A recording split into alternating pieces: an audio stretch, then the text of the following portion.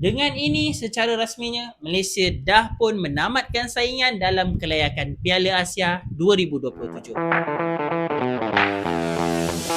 Tewas 3-1 ke atas Vietnam, ini merupakan satu perlawanan yang pada aku agak hamba untuk pasukan Malaysia. Daripada perlawanan ni kita dapat tengok jelas pemain-pemain dan juga coaching staff agak terkesan dengan apa yang terjadi di luar padang dalam pihak pengurusan itu sendiri. Kita dapat tengok dalam game ni barisan tengah pasukan Malaysia memang betul-betul dikawal oleh pasukan Vietnam.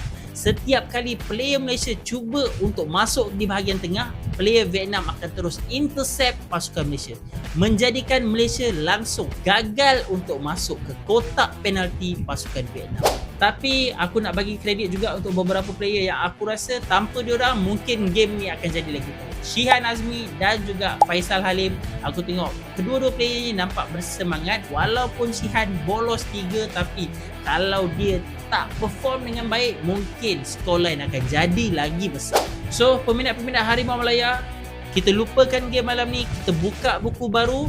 Harimau Malaya masih lagi pasukan kebangsaan kita, so jangan lupa untuk support dan jangan jenuh untuk support.